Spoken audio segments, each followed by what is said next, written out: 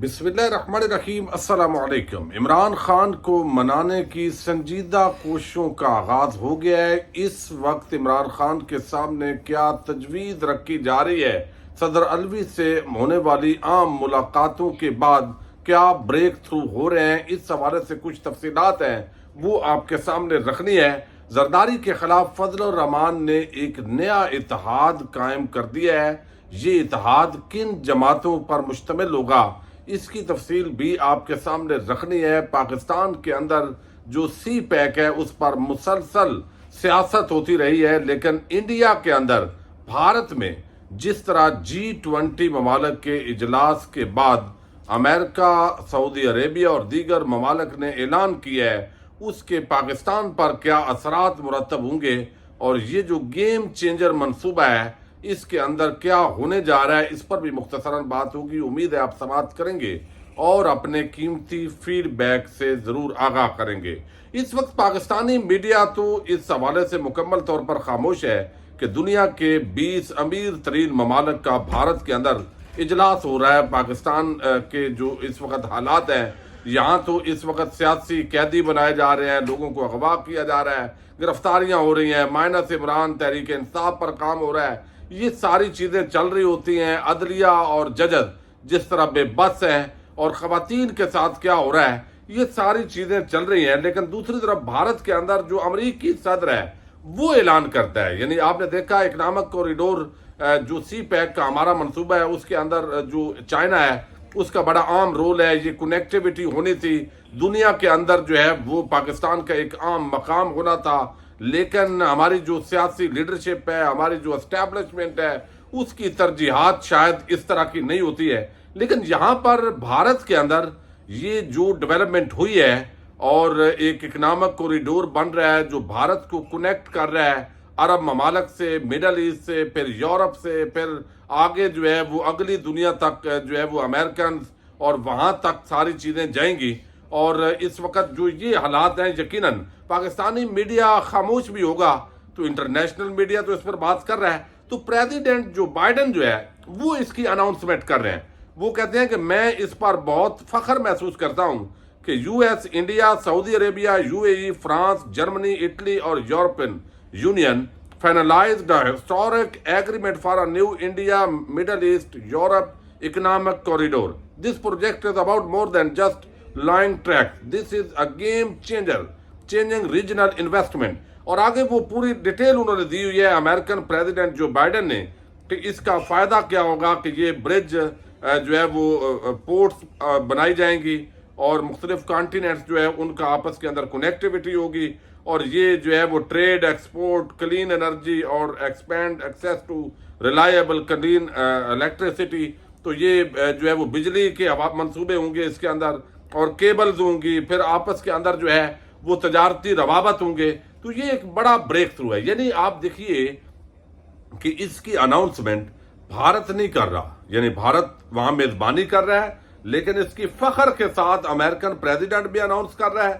پھر سعودی گزٹ کے اندر محمد بن سلمان کی طرف سے یہ اناؤنسمنٹ ہو رہی ہے کہ یہ ایک ہسٹورک اناؤنسمنٹ ہے۔ آج G20 سمٹ کے اندر نیو دہلی، اور Saudi crown prince Mohammed bin Salman unveiled the signing of a memorandum of understanding to establish an economic corridor connecting India with the Middle East and Europe. تو یہاں پہ سعودی حکومت فخر کے ساتھ اس کو بیان کر رہی ہے کہ بھائی انڈیا کے ساتھ ہمارا جو رابطہ ہے وہ استوار ہو گیا ہے۔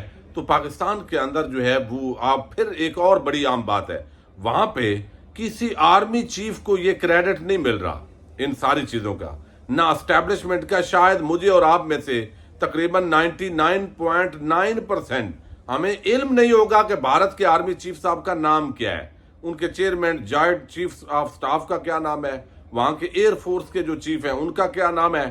وہاں وہ بے شک ان جس طرح مذہبی آزادیوں کو انہوں نے سلب کیا ہوا ہے، انسانی حقوق کی پامالی ہو رہی ہے، کشمیر میں ظلم ہو رہا ہے۔ اور پھر آپ دنیا کی ترجیحات دیکھیں، اس وقت جو ہے وہ ہمارے درینا دوست ممالک، یعنی پاکستان کی سعودی عربیہ اور پھر UAE اور یہ باقی جو عرب ممالک ہیں، وہ مصر کو باقاعدہ انوائٹ کیا گیا، بنگلہ دیش کو اسپیشل انوائٹ کیا گیا اس اجلاس کے لیے۔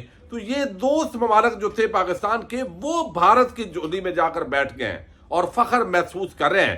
اس کے اندر ہماری کمزوریاں دیکھیے, اور اس کے اندر یہ دیکھنے والی بات ہے کہ یہاں پہ ساری انسانی آزادیوں کو پامالی ہو رہی ہے, کشمیر پر ظلم ہو رہا ہے, لیکن کسی نے بھی اس پر بات نہیں کی. تو آج کی دنیا کے اندر جو مفادات ہیں وہ ممالک کو عزیز ہوتے ہیں اور تعلقات مفادات پہ استوار ہوتے ہیں.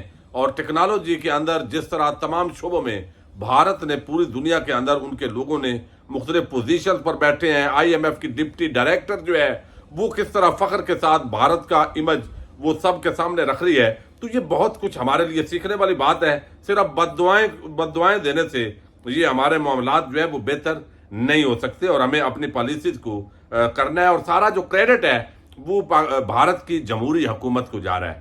وہ جمہوریت ہے جتنی بھی ہے, بہرحال ایک بڑی جمہوریت ہے, اس کو یہ کریڈٹ جا رہا ہے. اب جو آپ دیکھ رہے ہیں کہ پچھلے چند دنوں سے عمران خان کے جو پریزیڈنٹ ہیں, یعنی ویسے تو صدر پاکستان ہے عارف علوی صاحب, وہ ایک تو عہدے سے نہیں ہٹے, یعنی اب بھی وہ صدر پاکستان رہیں گے. اور میں نے آپ کو بتایا تھا کہ صدر پاکستان کو اگر عہدے سے ہٹائیں گے تو پھر عمران خان کے ساتھ مذاکرات کے لیے کوئی شخص نہیں بچے گا.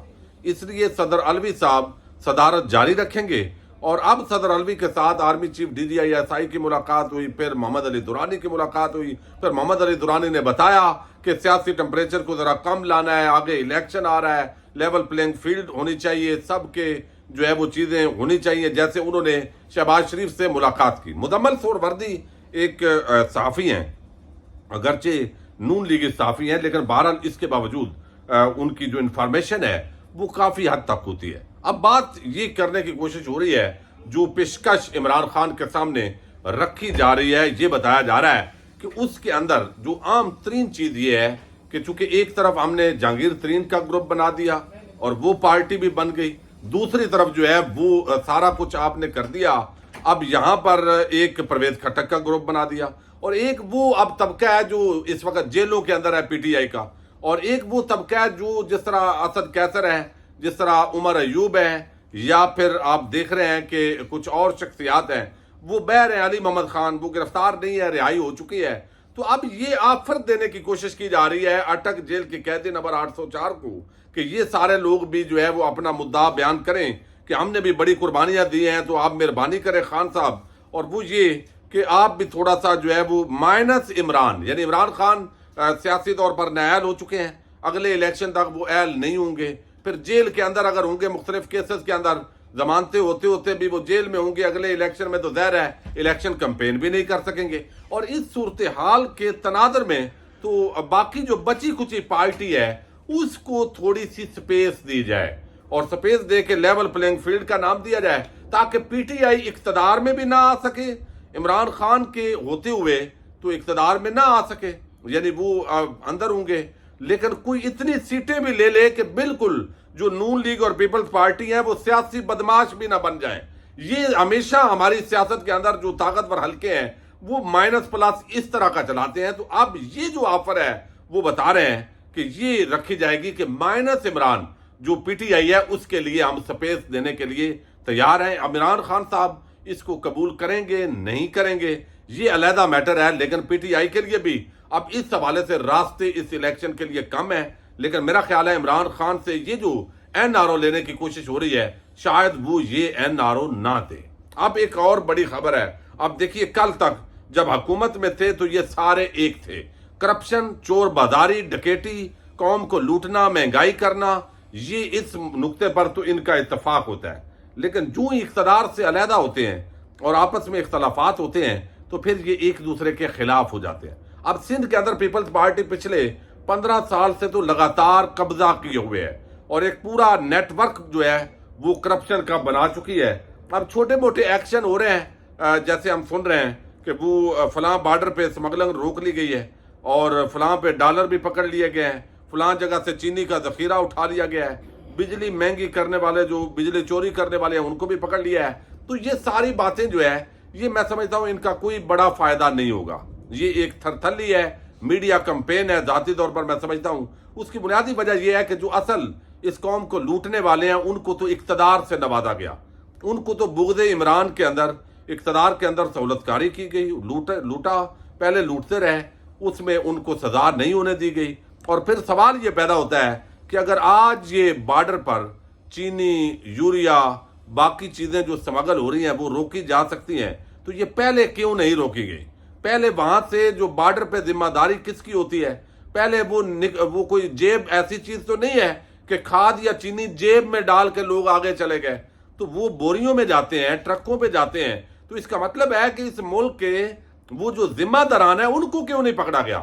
بھائی جتنی سمگلنگ ہو رہی ہے وہ ملوث کون ہے؟ وہ کردار سامنے آنے چاہیے، لیکن وہ بھی نہیں آنا. مٹی پاؤ فارمولہ ہے. اب سندھ کے اندر زرداری جو ہے اس پارٹی کے خلاف ایک اتحاد قائم ہو رہا ہے، اور یہ باقاعدہ آپس کے اندر طے کر لیا گیا ہے، جس میں ایک مسلم لیگ نون ہے، متحدہ قومی موومنٹ ہے MQM، گرینڈ ڈیموکریٹک الائنس ہے GDA، اور جمعیت علماء اسلام فضل الرحمان. یہ 4 جماعتوں کی مشاورت چل رہی ہے، اور کہا جا رہا ہے کہ MQM، GDA، JUI کے وفود کی ملاقاتوں میں مختلف نکات پر اتفاق بھی ہو گیا ہے. فضل الرحمان نے منظوری دے دی ہے کہ آصف زرداری اور پیپل پارٹی کے خلاف آپ جو ہے بھرپور یہاں کمپین کریں گے. اب اس کمپین کے اندر بتایا جائے گا کہ زرداری چور ہے، بلاول زرداری کا پاپا ڈاکو ہے، اس نے یہاں کرپشن کی ہے، اس نے یہ کیا ہے. لیکن جب وفاق کے اندر وزارتیں لینی تھی، بندر بانٹ کرنی تھی، عوام پر مہنگائی کے، ظلم کے پہاڑ توڑنے تھے، اس وقت سب مل بانٹ کے کھا رہے تھے. یہ وہ پاکستان کی سیاست ہے جو اس وقت ہم دیکھ رہے ہیں. تو اب یہ سندھ بھر میں پیپل پارٹی کے خلاف مشترکہ امیدوار کھڑے کرنے پر اتفاق کر دیا گیا ہے. متحدہ کسی اتحاد کا حصہ نہیں بنے گی MQM، وہ اپنے طور پہ لڑے گی، لیکن باقی جماعتیں جو ہے وہ پیپلز پارٹی کے خلاف اب اتحاد بنا رہے ہیں. فضل الرحمان اس کی منظوری دے رہے ہیں، بندر بانٹ مل کے کی، اور اب عوام کو بے وقوف بنا کے کہا جائے گا یہ زرداری چور ہے، یہ پیپلز پارٹی والے لٹیرے ہیں، انہوں نے سندھ پر ناجائز قبضہ کیا ہوا ہے. لیکن وفاق کے اندر اگر فضل الرحمان کے بیٹا وزیر بن جائے، بھائی وزیر بن جائیں، اور باقی نواز دیا جائے تو سب ٹھیک ہے. یہ ایک منافقانہ سیاست ہے. اجازت دیجیے گا. اللہ حافظ.